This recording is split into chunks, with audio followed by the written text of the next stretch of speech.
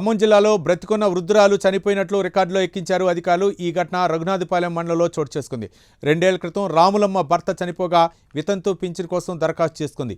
అప్పటి నుంచి పింఛన్ వస్తుందనే ఆశతో ప్రభుత్వ కార్యాలయాల చుట్టూ తిరుగుతూనే ఉంది. చివరకు అసలు విషయం తెలుసుకుని కన్నీటి పర్యంతమైంది.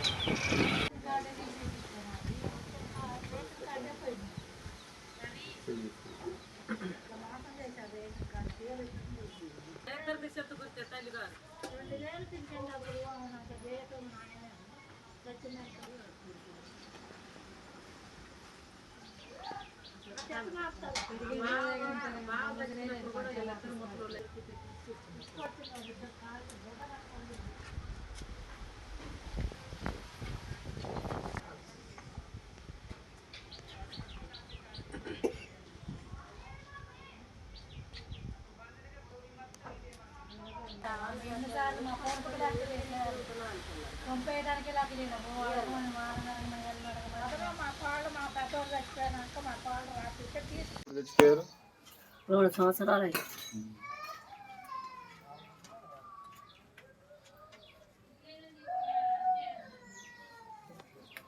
అదే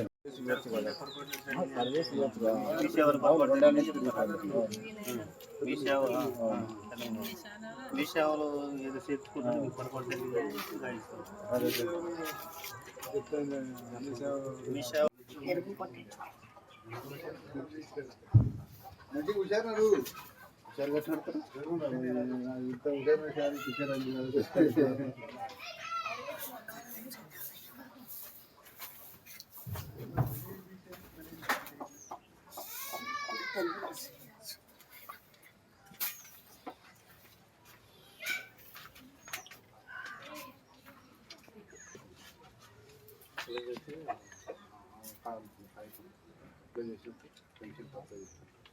అక్కడ వాళ్ళకి చేసిన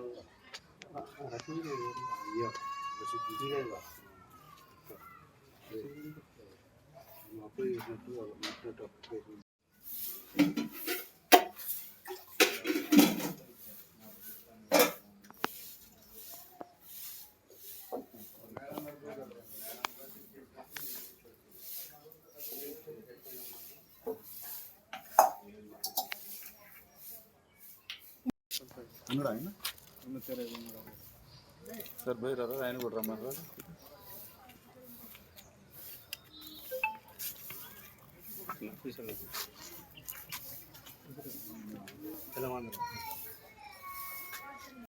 నా పేరు బాలరాం, అది రఘునాథపాలెం ఎస్సీ కాలనీ.